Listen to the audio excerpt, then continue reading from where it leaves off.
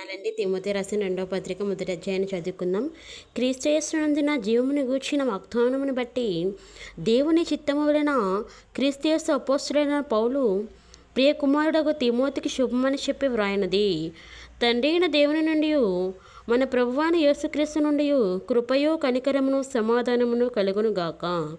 నా ప్రార్థనల యందు ఎడతెగక నిన్ను జ్ఞాపకము చేసుకొనుచు నీ కన్నీళ్లను తలంచుకొని నాకు సంపూర్ణ ఆనందము కలుగుటకై నిన్ను చూడవలనని రేయింబగళ్ళు ఆపేక్షించు నీ అందున్న నిష్కపటమైన విశ్వాసమును జ్ఞాపకం చేసుకొని నా పితృఆచార ప్రకారము నిర్మలమైన మనస్సాక్షితో నేను నిన్ను సేవించుచున్న దేవుని ఎడల కృతజ్ఞతుడనై ఉన్నాను.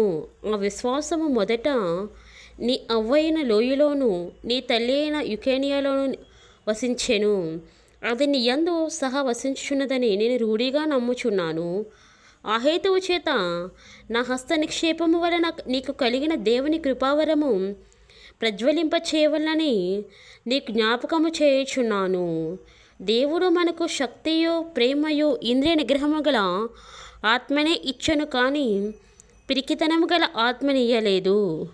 కాబట్టి నీవు మన ప్రభు విషయమైన సాక్ష్యమును గూర్చి అయినను ఆయన ఖైదీనైన నన్ను గూర్చి అయినను సిగ్గుపడక దేవుని శక్తిని బట్టి సువార్త నిమిత్తమైన శ్రమానుభవంలో పాలివాడవై ఉండుము.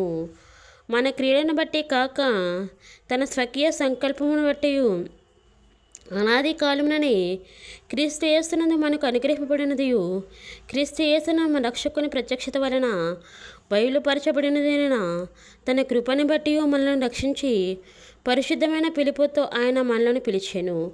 ఆ క్రీస్తు యేసు మరణమును నిర్ధకం చేసి జీవమును అక్షయతను సువార్త వలన వెలుగులోనికి తెచ్చాను. ఆ సువార్త విషయంలో నేను ప్రకటించువాడుగాను అపోస్తలుడుగాను బోధకుడుగాను నియమింపబడి తిని ఆ హేతువు చేత ఈ శ్రమలను అనుభవించుచున్నాను. కానీ నేను నమ్మిన వాని ఎరుగుదును గనుక సిగ్గుపడను. నేను ఆయనకు అప్పగించిన దానిని రాబోచున్న ఆ దినము వరకు ఆయన కాపాడగలదని రూఢిగా నమ్ముకొనుచున్నాను. క్రీస్తు యేసునందు ఉంచవలసిన విశ్వాస ప్రేమలు